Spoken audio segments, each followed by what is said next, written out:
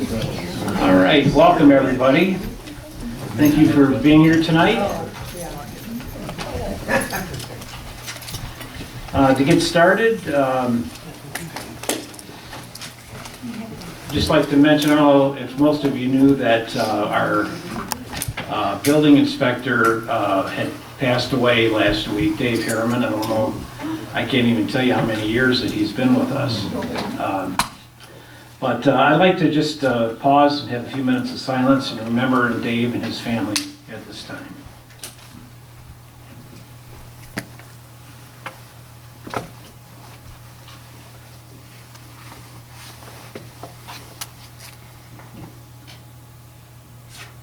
Father, we thank thee so much for Dave Harriman and his family. We thank thee for his friendship over the years here at the township. Father, I know so many people knew Dave and loved him, and we just appreciated his friendship over the years and the fine work that he did here at Salem Township. So now we'd ask you, Father, to comfort Chris and be with her and decisions that she has to make. We just pray for their whole family. Lift them up tonight in Jesus' name. Amen. Amen. So he's a fine guy. We're going to miss him around here. He was always assisted a lot of people and helped them. It was just great to have him on staff here. So again, remember their family. Okay, roll call tonight. Trent is have a family. Actually, Dave lost his mother-in-law. She was like in her 90s, like 97, just passed away. And then John is out of the country tonight, so be with him. So everybody else have a quorum tonight. So we have the agenda before us. We have any additions or deletions at this time? Mr. Supervisor, yes. Did you want to do the Pledge of Allegiance tonight? I'm sorry, what? Did you want to do the pledge? I think we did. Did you do the pledge? You must have missed it. I missed that. I think I'm going nuts. I think. Yeah, we did that.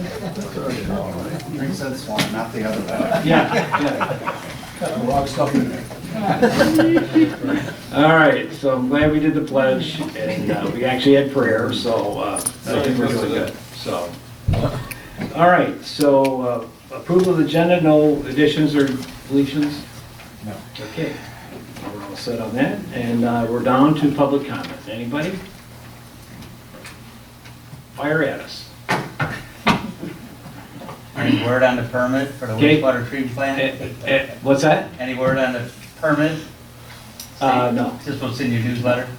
No. No. So we're still waiting. It's supposed to be getting pretty close, is what they said. That was comments, not questions. Oh, I've heard. That's all right. We're just, yes, Dee. Art? What about racetrack?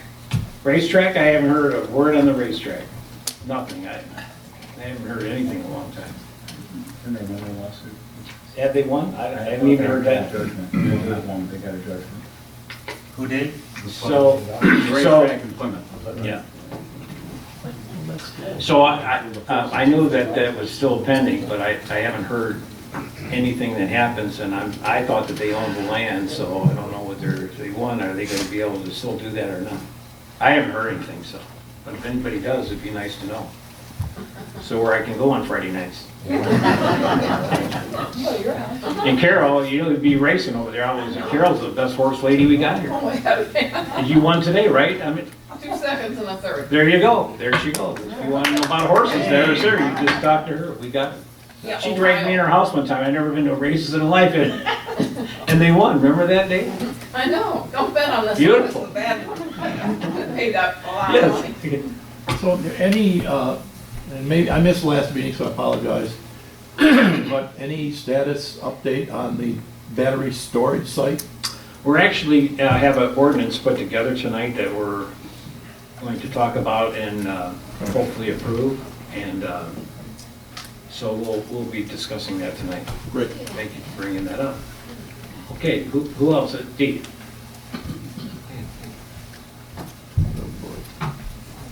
Hi, everybody. Hello. I'm Dee Davey. I'm a Salem precinct delegate, and several of the other Salem precinct delegates and myself get together with our neighbors once a month for just snacks and chat and wine if you like, unless we're at Three Cedars, no, we don't do the wine thing. But we talk about what's going on locally in America and Michigan. We've been focusing on elections, because elections are coming up, where to go to vote, how to vote, the different options, and how we can get other people out to vote. So our next meeting is October 24th. It's going to be at Brian and Judy Bennett's house, which is just across from Three Cedars, almost, 6 Mile and Curtis. 7 o'clock, please come and join us. We mill around for about half an hour to get to know one another and understand who our neighbors are. And then we talk about things locally and going on for about an hour or more, depending on how chatty people are. Anyway, leaflets at the back of the room. And I want to remind everybody, we're trying to help our clerks across Michigan clean up the voter rolls. And we can all help by checking our own address to make sure that only the people that live at our house are actually registered to vote. You know, take a few cards, pass them out to your neighbors, your friends, have them check their addresses. And if you find anomalies, let them know. Thank you. I have a question for you. Oh, yes. Last time, one time, you said there was maybe something to be on the ballot, a petition regarding that state commission taking over where energy-related devices can be. So we did not get enough signatures to get that petition on the ballot for 2024. I do believe the group that sponsored that are looking to get signatures for 2026. So, Okay. Thank you. yeah, we couldn't. Well, it'd be a good thing to have on ballot. Okay, anybody else? Okay, if not, we will switch it over to the clerk for the consent agenda. All right, thank you, Mr. Supervisor. I move that Salem Township approve the following consent agenda items. We have the disbursements for September out of the general fund of $144,582.89. We have a payroll of $58,776.47. The escrow fund of $9,941.50. The sewer fund of $15,809.20. The water fund $615. The MEDC fund, checks of $8,575.64. Now for the invoices for the month of October, out of the general fund, $133,221.93. Escrow fund $12,166.75. Sewer fund $14,348.23. Water fund $615. And last, MEDC fund $5,884.64. Do we have a second on all these? I'll second. Okay, TJ seconds it. Any questions? About the consent agenda? Everything looks good? Okay, all those in favor say aye. Aye. Any opposed? Motion's passed. Okay, so on business items tonight, conditional rezoning at 8860 Pontiac Trail. And we've been talking about this for some time. Let's see John here tonight, actually. John McCarter, which is a resident of the township. So board members, the Planning Commission has sent this up to the board here as a conditional rezoning. So I'm making the motion to approve the conditional rezoning at 8860 Pontiac Trail, to approve the conditional rezoning land use application to rezone to two adjacent parcels that are located at 8860 Pontiac Trail, just north of 7 Mile Road.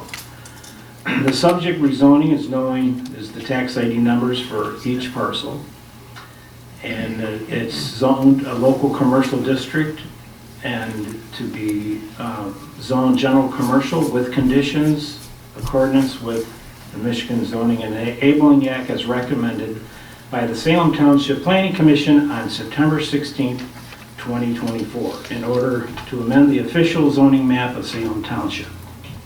Can we have a second on this?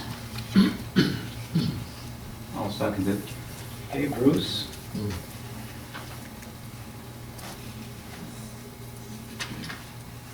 And discussion. So I don't know if most of you know where this property is at. This property is just north of the party store at 7 and Pontiac Trail. And there's 2 parcels there. I always forget the name of it was an engine repair shop. It's kind of dilapidated. The property is kind of a mess. What is it? McFarland, yeah, McFarland's place.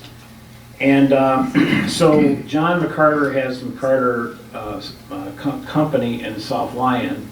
I don't know if you know where that is. He has a good business there, and he wants to relocate it in that facility there, on that 2 parcels of property. So in order to do that, we'd have to do the conditional zoning for that parcel only in that area. The Planning Commission went through this pretty thorough with the planner. There were public hearings on it. I don't know that anybody protested against it, any of the neighbors that were near there.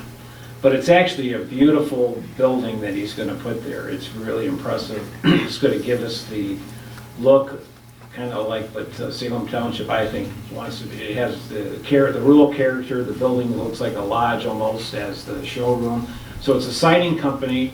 There will be some storage, I don't know how many square feet, 4,000 something, or 5,000 square feet of storage, and it'd just be for siding. There will be, trailers with some trucks. I mean, they're going to be mainly operating Monday through Friday. So anyway, that's basically, if anybody else has any questions about it. I know we've talked about it, and I haven't heard anybody really think anything bad about it other than when the planner first looked at it. And then I seen the building, I'm thinking it would be sad to pass that up because trust me, it's going to look really nice there and improve that whole area. So, yes, yeah. I know that there's a current older structure on the property. Is that going to be torn down, or is that going to be just used and remodeled? I couldn't figure that out. He's going to evaluate that to see if it's worth salvaging, but he would definitely update the look of it, make the facade compatible with what he's putting in, if it's salvageable. It remains to be seen. I think it's a concrete block. It's a block building, yeah. The walls and footing may be okay, but It's actually pretty sound. reskin. It's a concrete block building. Okay, any other questions about it? But he can try to grandfather. All right, so Taxes or I've made the motion, we have a second. We want to take a roll call vote on this? Sure, we will. All right, roll call vote for approval of the conditioning rezoning at 8860 Pontiac Trail. Daniel is absent. DeLuca? Yes. McLaughlin? Yes. Reeve? Yes. Trent is absent. Wensley, yes, and Whitaker? Yes. Okay, so motion's approved. Is that the first conditional zoning we ever done in Salem? No. Except my place? Except your place. Yours is the first one. But that, actually, mine wasn't. Mine was rescinded. So. It got Yeah, rescinded right. and then redone. Right. Okay. All right, well, it sounds good. I'm anxious to see that building and stuff. I think everybody will, making Pontiac Trail look a lot nicer right in that area, so. Okay, so the next item is the renewable energy zoning ordinance, and I'm turning this over to Bruce Reeves. Okay, I move to amend the zoning ordinance 2024-10-08-01 renewable energy. The zoning ordinance amendment for Salem Township incorporated into the Salem Township zoning ordinance to regulate the development of certain energy facilities within the township through a compatible renewable energy ordinance pursuant to 2023 Public Act 2233, otherwise known as MCL 460.1221, to provide for severability, to recall all ordinances or parts of ordinances in conflict therewith, and to provide an effective date. Okay. Can I have a second on this? I'll second. E.J. McLaughlin seconds it. And any other discussion? I don't know if somebody had time to review it. I know maybe I'd like to have our attorney kind of explain some of this, who has worked very hard at it.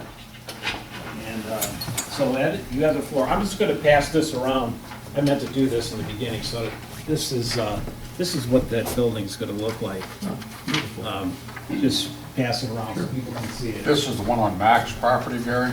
Yeah. Sorry, I didn't mean to. No problem. be, For the renewable energy ordinance, actually, Treasurer Reed probably knows as much as anybody about this. He's attended several seminars and workshops and understands the background. There is a state statute that governs renewable energy, but rather than rely on the state to take action and put in the protections that we'd like to see, if we have a local ordinance, there's actually some financial benefit to that over having to go through the state, and as well as giving the township more control. So the ordinance I presented to you actually was based, the basis of it was a model ordinance that was put out by the Michigan Township Association and their council. And then I combined that with a number of requirements in the state statute that I thought were very good.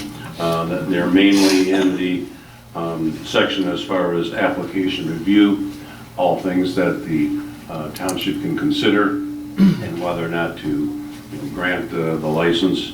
And those are all consistent with the state statute. And one of the most important, I think, there is that they have to, when they apply for a permit, they have to,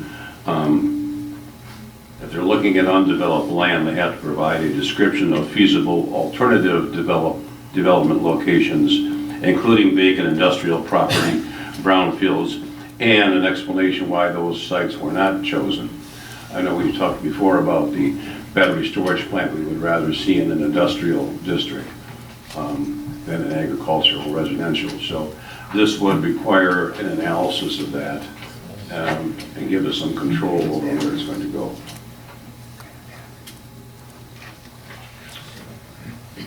Yeah, well, that would be very good. I think most people that we've talked to since this has come up, and during the planning commission, and also board members, and also residents, that whoever comes to the table on this, which we already have had some people come to us, that they would consider working with the township and the residents who would be affected by this, by where the location's at. So, you know, I would hope that the people would come and talk to us about it, and to try to figure out where the best part of it's going to be in the township. So.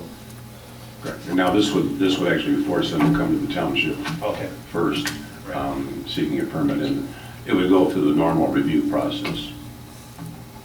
If they are not satisfied with the response from the township, they can just go over ahead and go to the state, right? They could. Yeah. If we're restricting them to proceed unfairly, they can, and it's their call. They could determine it's unfair, but there's definitely a lot of rules about, first thing they have to come to the highest ranking official or supervisor in advance of an application, to do a pre-application meeting, to go over all the details. So they basically have to show all their full hand of cards of how big of a project they're looking at, where they want to put it, other places they've looked at, all these things that Ed had mentioned in there. They have to have all that covered before they can get to the next stage of actually doing the application. So it gives us the opportunity to kind of keep kicking it back until they've met all that requirement to put in an application. we have extended time to look at it, review it, because we're in the review process. Instead of having 30 days after it's been approved by the state, we'll have 120 days to look at their application and go over all the details of it. It probably may require us, I know that you help me on this, we have to adopt our own codes, matching fire codes to also have the ability to inspect and deal with that locally as well. So Correct. we may have to do one more step in addition to this ordinance, future, before anything is actually installed or brought into the township. But we can't, it was like basically choose your poison. We can either do nothing, put our hand in the sand, and then the state gets full control, or we can adopt this ordinance, which we don't necessarily in agreement with, but at least gives us more control, allows Ed to help, keep these people at bay and make sure they follow all the requirements. Yeah, that is a rather unique spot to put what they want to do there, but that's what it is, I guess. Bruce, can you explain the financial benefit of having to come to the township to our ordinance rather than going to the state? Our understanding is that right now, if they go through the state's going to have them send $2,000 per megawatt, and they're talking about a 400 megawatt, as I recall, 400 megawatt battery storage. But it's $2,000 per megawatt to the township for improvements and things that we need to deal with for the project, versus a grant from the state, because the state's getting money from the federal, which is driving this in the first place, but the state's getting a fair amount of money from the federal to do this, to meet their goals. And that would increase it to $5,000 per megawatt. Now that grant obviously is until, maybe futuristically may not be there long term, but it's for all these early on projects, it's already there. It's committed. So could I just help me understand this? In this process you're defining, or you're proposing, this, will the state be aware of this? Will you notify them that this is what we're doing, or because if the other party approaches the state and the state says yay to this, how is this township involved in the process? And again, there's what they call a straw proposal. It's in draft form. It was probably just approved in last month. But they're going to be required, if they go to the state, to go have you talk to the township first. Okay. So the state's going That's to start off with, there's a compatible ordinance, and have you gone to them and Okay. so. And apparently, again, from a financial standpoint, it's in their best interest. I think they save the $2,000 per megawatt because the state's going to do it all through a grant, as opposed to them having to pay $2,000 per megawatt for infrastructure upgrades. Okay, thank you. In a previous meeting, you mentioned 50 megawatt. That's the minimum to get the state involved. Okay. If there's anything less than 50 megawatt, and that can be a combination of solar and battery, doesn't have to be all one or the other, but the minimum is 50 megawatts for solar and battery, either or combination thereof, and I think it's 100 megawatts. It's a larger number for wind, but it's not feasible to do wind in our... So this particular application, though, is 400 megawatts? It's not an application. They came to the planning commission, kind of testing the waters, probably years ago now, year and some change ago, and they were educating us on the battery storage. They didn't, unfortunately, give us enough information as to exactly where, what property or parcel they're looking at, which they'll have to do now. They have to, and they just kind of throw the stuff out there. I took some notes, everybody took notes, we compared our notes, and we recall it's 400 megawatts they were talking about, and they want to be as close as they can to the substation at Tower Road, unfortunately. But this is also a non-solar panel support system? We don't know what that is until they actually come with come back. Now, if this gets passed tonight, and we get it all posted in time before this November 29th deadline that the state imposed, because the state, if November 29th comes out and we don't have something in place, they can go to the state. But my understanding is it's not in their best interest to go to the state. They've even said the same thing. When they were here on the last meeting, they said, we'd rather work with you first, not go to the state.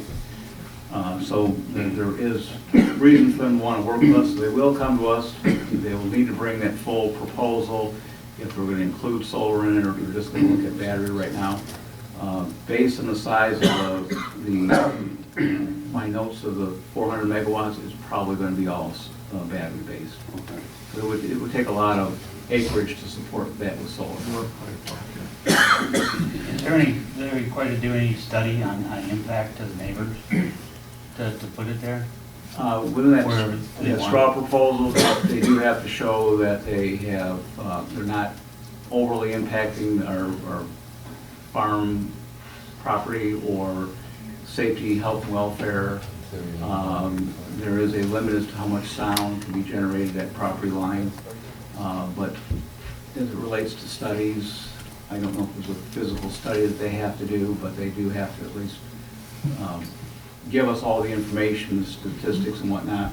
I think if it relates to, Jim, help me out here, if it relates to fumes or anything like that, if you know the battery technology and all that stuff, you can actually go to somebody that will do the calcs for you. Correct. So part of this ordinance is the siting part. The second part that we're hoping to get will be the fire inspection part, right? So you have the ordinance for where it can go, how it can get into the city and all that. And correct me if I'm wrong, this is kind of like a model across the state that was shared with us. Correct. So we're not out of line with what other communities are doing. Correct. And the other challenge I have, if I could speak a little bit, was this is all emerging technology. This is cutting edge stuff that really is just coming in. We've seen it out west a little bit, out in California, Arizona, some of those states. We haven't seen it in our area, and it's unique because if you think of Arizona, California, it's dry, it's warm. Now you're talking cold areas, you're talking snow, you're talking ice. Batteries don't do well in there, so we're very interested to see from a fire perspective, I've been talking to my colleagues in other departments, how this is going to work or not work. You know, you get uniqueness here that you don't have snow on your solar panels out in Arizona. You don't have, so things like that are going to be some, you know, we've got solar panels out here, but in rays and the batteries are going to be very interesting to see what they propose and what type of technology. Because it's just not lithium that's out there.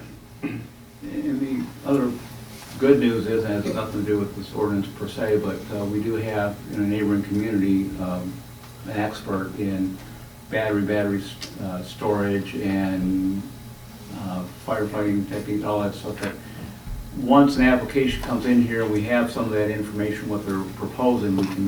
We have somebody close by that we can, you know, consult with. Sits on the national committee that actually writes the rules, the adopted consensus rules at NFPA. So there's a lot to this. There's a lot of science to this.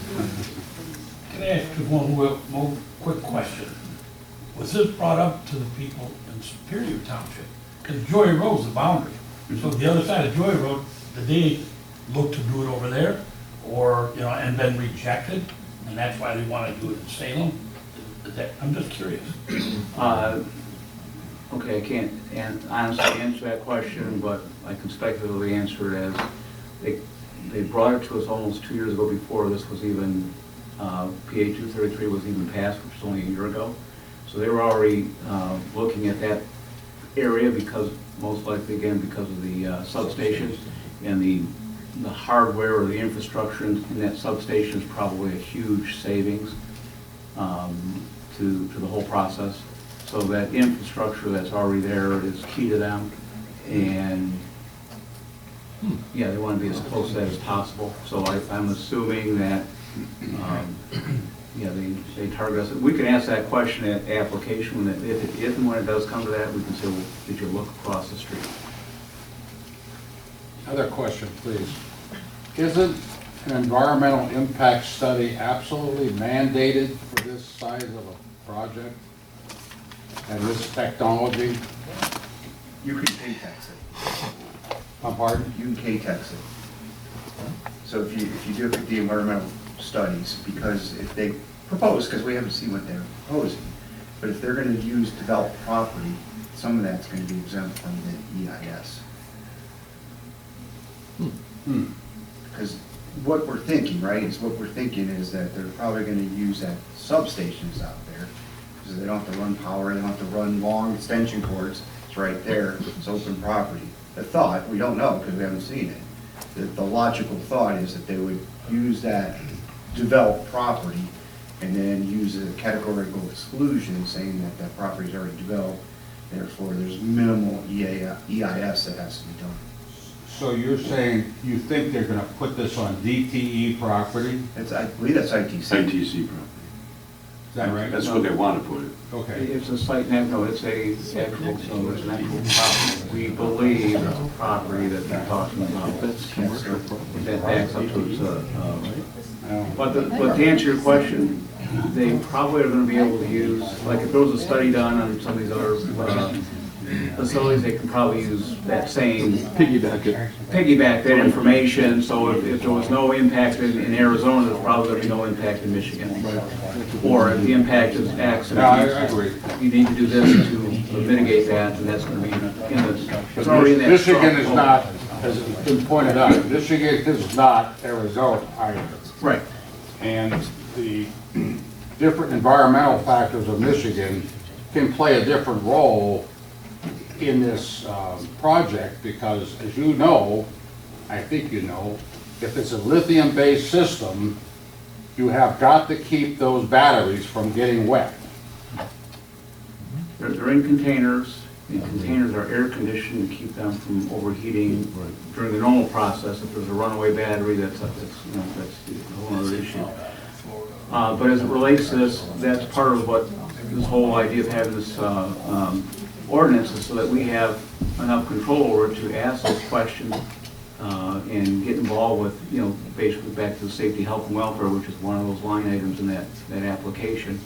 That if we don't feel comfortable with their answers because we're all on wells here, let's say, or we're close enough to certain occupied residents, we can start asking more questions or more information from them based on the technology, et cetera, et cetera.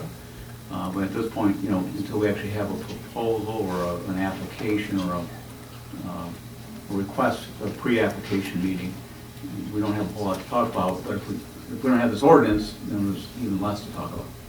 What is the company's name? It's Key. It's Key. What's the name of the company? They're good. Key Capture Energy. What is it? Key Capture Energy. Key Capture. Key Capture. Because they take energy from DT. Yeah, they take it and then they store it and they give it back at higher rates. The Yeah, middleman, Key Capture. right, yes. Yeah. Mine's All right, any other questions? Just, Mr. Supervisor, I would just like to thank Treasurer Reeve for all the work he put into this. He did a lot of research, saved me a lot of time in research, and because of that, it saved the township a lot of money. There you go. Yes, here, here. Hey, give yourself a pat on the back. sorry. Thanks. All right, so we have a second on this. No other discussion? If not, let's do a roll call vote. Daniel is absent. And we have DeLuca. Yes. McLaughlin. Yes. Reeves. Yes. Trent is absent. Lindsley, yes. And Whitaker. Yes. Okay, thank you very much. We're down to the chief's report. Thank you, Mr. Supervisor. So, this last Saturday, we had another fatal accident, unfortunately, within the township. Second fatal within a month.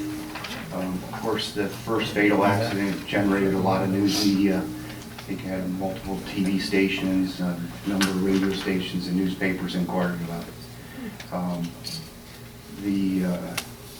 We did use our fire blanket. We did have the lithium battery runaway fire in the Tesla. The aspect of we got help from our neighbors, which we're very helpful, we're very thankful for. It was at rush hour on a Monday morning. It produced high volumes of smoke. We were able to get the folks out of the cars, but unfortunately, none of them survived. Saturday, we had a second fatal accident at Dixboro, North Territorial. If you'll recall, Dixboro's it's a stop, two-way stop, and North Territorial's a clear. And so we had an accident there that was investigated by the sheriff's office, again, being fatal. So we've been pretty darn busy, unfortunately, with fatal accidents. We've done some mutual aid to our neighbors for both fires and standbys. And then, if you recall, probably a week or two ago, conditions were very dry. We had not had rain for quite some time. And the weather, NOAA issued a red flag alerts for no burning due to the dryness and the prolonged time without rain. I think they've since rescinded the red flags, but there's been a number of fires in the county. So just as I ask people when they're burning, just follow the burn permit of supervising it, make sure it doesn't get too big. Having a water supply, put it out. I think we've got a pretty good policy about that, so just be cognizant of that. So again, volumes are up 57 for the month. That's about 2 a day. Any questions? All right, I thank you. got a question. You know, I mentioned it probably year after year, multiple meetings. The speeding in Salem Township, has it impacted these accidents? So today I attended a meeting, a pretty high level meeting with the Secretary of the National Transportation Board, the Colonel of the Michigan State Police, who else was there? The senior engineer for all of MDOT. And that was the very big topic of the day, is speeding, texting, and not paying attention. It was very poignant meeting. They had, at the front of the table, they had 2 families there where their children were killed from distracted driving. And with the construction, so they had they're seeing a lot of angry driving, they're seeing a lot of speeding, and then of course the state police talked about the 2 troopers that they lost with the crashes on the freeways. So we talked extensively about these issues and how we get speeding under control. And they said it's the carrot and the stick. The carrot is we're going to provide the education, but the troopers and the police officers have to do the enforcement. They have to get out there and start correcting these bad behaviors, because they're seeing more and more of this causing too high of fatalities. We talked about some of the technologies that are out there, so we're testing some of the technologies right here in the township. So like our fire trucks, when I turn on the lights, it sends out a signal to Waze and other electronic devices to say, hey, there's emergency vehicles in the area. We want to push that to MDOT so they can push it up on the signboards and say, hey, emergency ahead, avoid traffic, or whatever the case may be. I think Ann Arbor Township just had 2 semis collided. It literally virtually set down, I think it was M14 for 4 hours yesterday.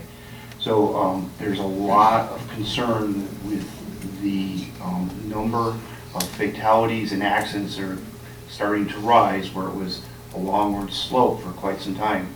We're starting to see an increase back in there. So that was what the forum was today, to talk about that and some ideas. You know, it's one of the other things that we've seen, and then I can go back to that fatal accident we had out on M14, is people are driving by and videotaping that scene and not paying attention to the road in front of them. And so sometimes those secondary accidents can be more devastating than the first accidents. So we've actually created a screen to put that, but yet we still have people videotaping from the bridge and driving by. And so I talked to MDOT about using QR codes. So in Europe, they put QR codes on their vehicles. So when someone tries to drive by and videotape it, your phone locks on that QR code and sends you to a website that says safe driving habits. So we asked the public, is that these accident scenes are the most hazardous thing we do in firefighting is not a house fire. It's out on the freeways doing these accident scenes. And we put the big trucks out there because we need that 3,000 gallons of water to protect the smaller cars, and you can see it every day on our roads. So it's slow down. Drunk driving still an issue. Now we're adding the drug so they have drug and drunk driving together. So they're starting to see an uptick in that. So that was what this whole conference was, is to talk about how do we change, our goal is 0 fatalities. How do we get there? And there's no simple answer.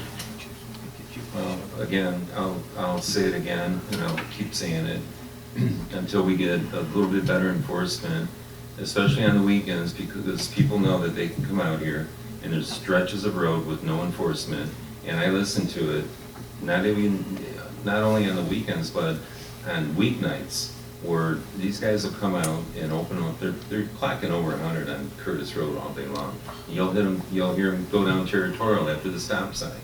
But if it's not being enforced, it's only going to continue, and they know they can get away with it. We've seen them go through the roundabout, take the roundabout sign, take the North Territorial sign, take the street light sign, and continue to go.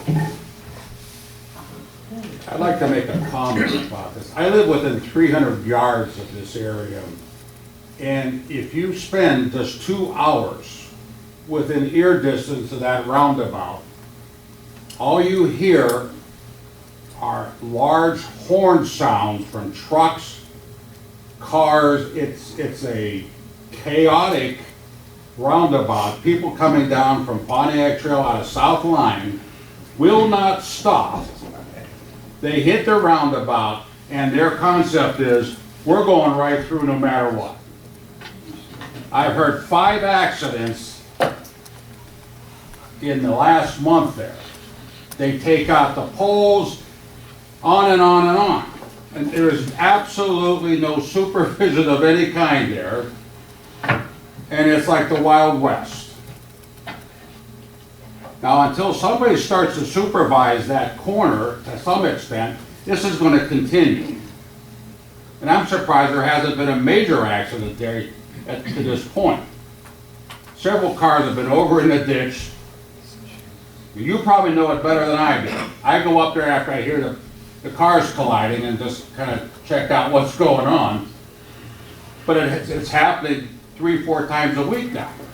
And at the end of the day, they put in all these roundabouts, but they don't tell anyone how to use them. There's so many people that go through them and they don't know what they're doing, so they stop. People And they have not cause been more taught how to use accidents. them. So, I talked to, you know Lieutenant Shaw? Lieutenant Shaw's on TV all the time. Mike Shaw, you see him on TV, he was at the conference, and I talked to him. I said, you know, if you're my age, what training did you get on the roundabout? None. 0. I says, it's probably worthwhile for the folks who had gotten their driver's license 20 years ago that roundabouts didn't exist to probably provide some education, just a suggestion. But you're right, I lived in Europe, so roundabouts are fairly regular, but here, when you put a roundabout in, it just kind of showed up. We do see it, we do see a lot of accidents at the roundabouts. They're, again, distracted. The 2 fatalities on M14, here's the other thing, they weren't wearing their seatbelts.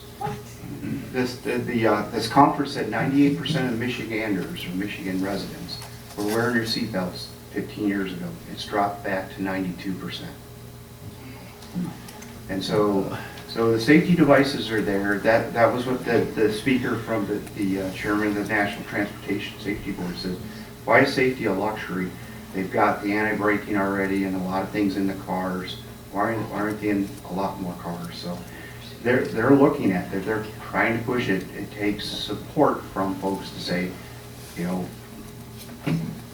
All I'm saying is, I North can't agree. Territorial I can't Pontiac Trail is high volume. All you gotta do is be there between 8 o'clock and 10 o'clock in the morning and 3 o'clock to 5 o'clock in the afternoon. And you look at it and you say, I don't know how these people are getting through here without having massive collisions. We have the same thing at 8 Mile in Prairie. And Yeah, same with 7 Mile and. So we have, Trail. excuse me, Bob, so what we have in our township, as you know, is 36 square miles. And I'm not belittling what you're saying. All I'm saying is that, you know, we get calls in this office. One is Northville Crossing. They want to see more police protection up in the manufacturer home community, which is big. Right there alone, we don't have the coverage for that. We don't have the truck ordinance that I've been dealing with for the last 2 months after they closed 5 Mile Napier Road. all the residents, I'm surprised they're not here. Because it's constantly calling and saying, what are you doing about this? And why is this happening? Because they've seen the volume of trucks cutting down Napier Road between 5 Mile and Napier. Well, and there's a bridge there on top of it. They got semis going across. That bridge isn't made for that. So, you know, we got all these people upset about it. And it's like, I don't know what we do. I mean, you're talking hundreds of thousands of dollars to put police to do what they're saying. Now you say, well, they're not doing their job or whatever, but a lot of times we don't even have somebody on duty here.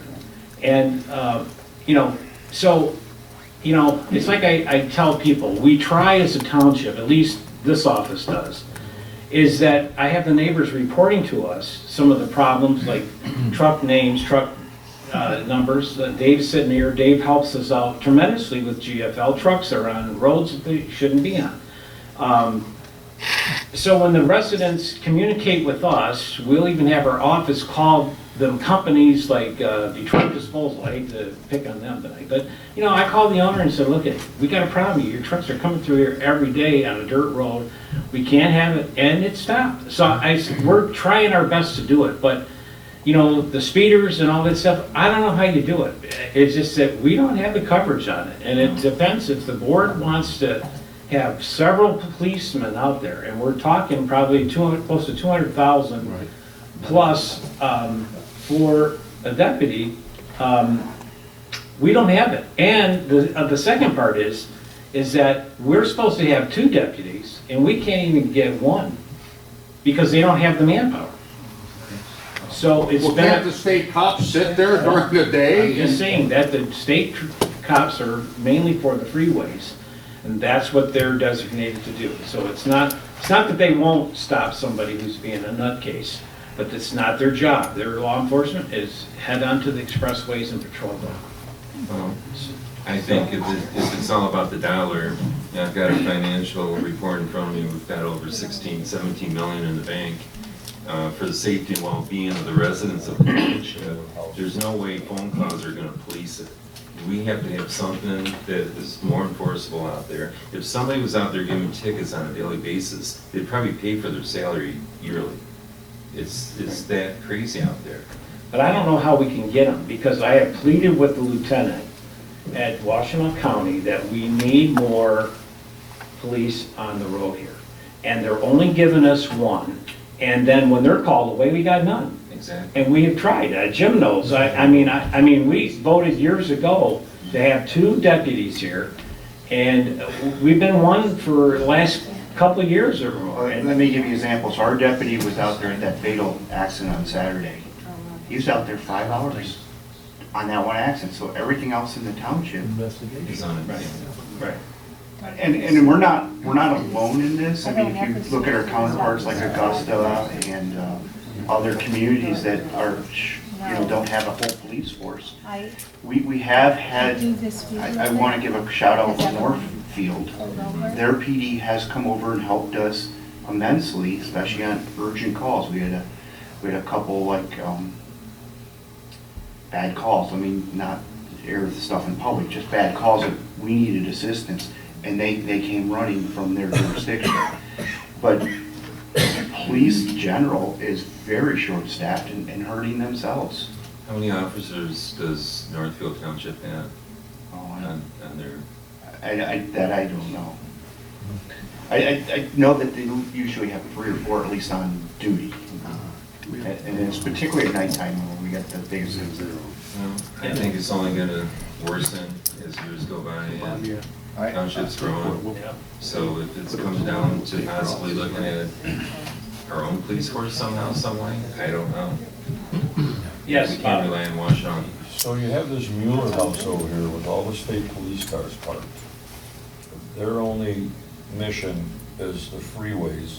So this whole thing over here is just kind of for looks on 6 Mile? Kind of. Kind of. It's not crazy. Don't realize. No. That kind of gives us. Still helps. Yeah. Yes, Steve.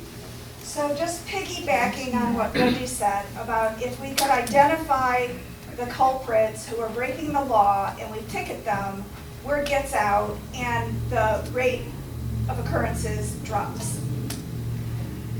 Do we not have the technology for, I hate to say Big Brother, Yeah, but I do. virtual police cameras at the key points like the roundabout? I don't know if the technology is sophisticated It's more enough to it's more get. legality Yeah, than it yeah, is. legal. They got the ability, some laws, they'll get sued in a minute if they put cameras up. That's a big no-no for a lot of people. So, I mean, some places do it. That, our lawyer could answer that type better than camera.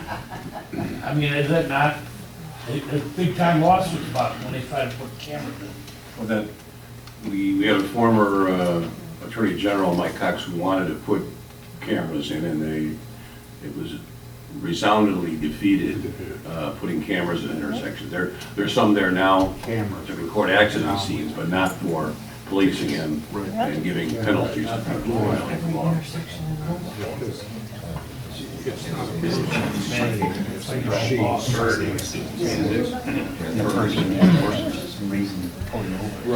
Okay,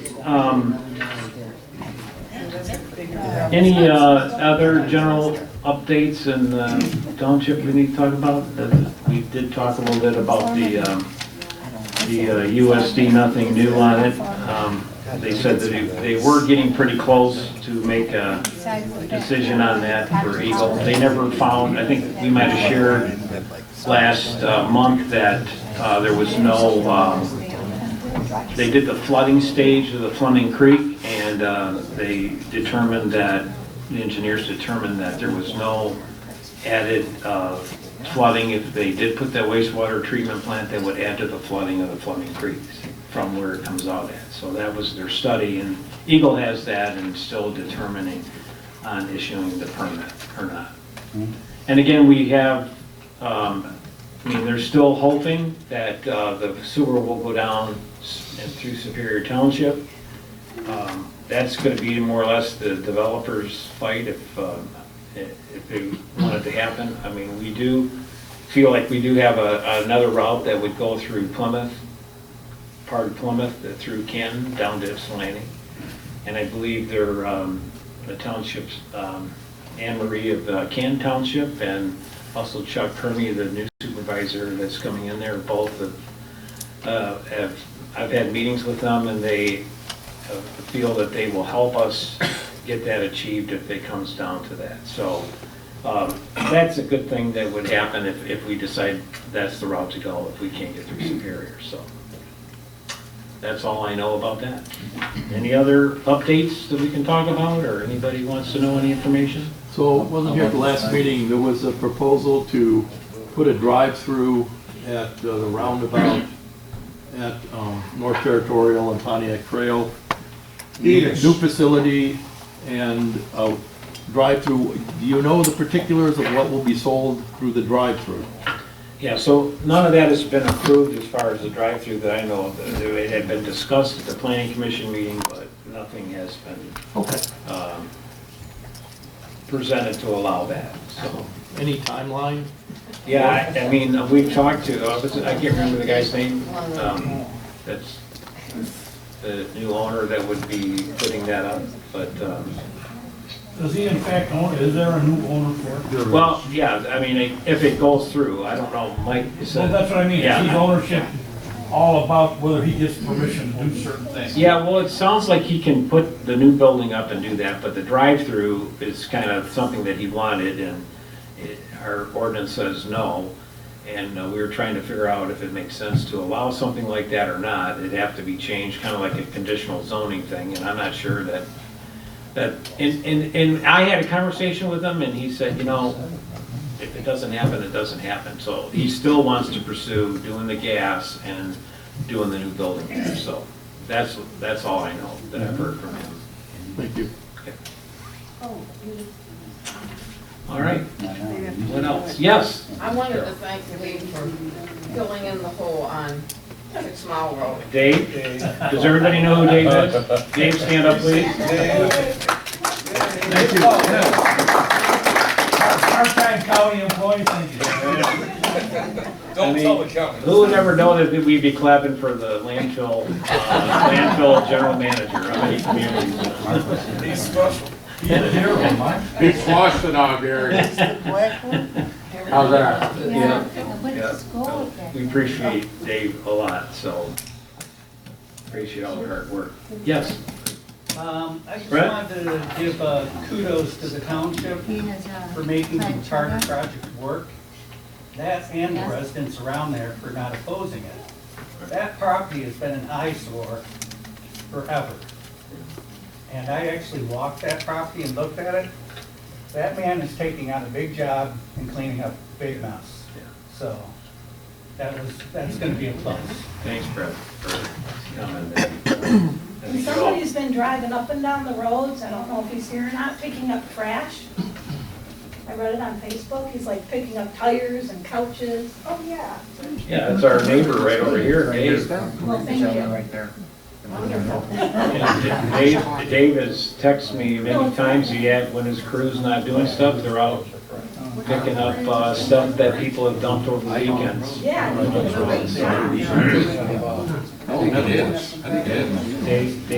Dave's a great guy. I know his voice. Okay, lastly, I just want to mention we had a long discussion last month about the post office. So the post office is back for right now. So thanks to Linda, I know Linda's put a lot of time into it. I know our office here, we have talked to Debbie Dingle, the gal that, Alexa that was here that represents her. Anyway, they have made calls. I've actually called Tim Wahlberg and anybody up in Washington that could help us on this matter. So right now, I believe, from what I'm hearing, that, it's, Linda, are they saying maybe April? It's kind of good up until April? They're gonna revisit come spring. Come spring, okay. So at least, it was, our residents, especially our elderly residents, it just was a hassle for everybody. It'd be a hassle for normal people to change their addresses that maybe run a small business out of their house and checks and people, it just was, I'm sure for Linda and for the township here, it was, for that month there, whatever, it was just not knowing what to do was stressful for a lot of people. So I'm glad that everybody kind of pulled together and we at least have it open. So thank you for those who wrote letters and thank you for those that supported us to get this done. Okay, anything else tonight? Public comment, finally, at the end? Bonnie, you're standing up, or are you just ready to leave? I was going to say you were adjourned because you Well- had public comment for the last 20 minutes. Well, we like to talk and let people talk if you want to talk, so as long as, anything else tonight? Okay, if not, we're dismissed and. Make sure you vote. Yeah, voting by, we should have a new president by. Of course, I didn't have to say that. Next month when we meet, so. We'll either, maybe we'll split the room. Just vote. We'll have Trump on one side and Harrison on the other. This whole country will be under if we get certain.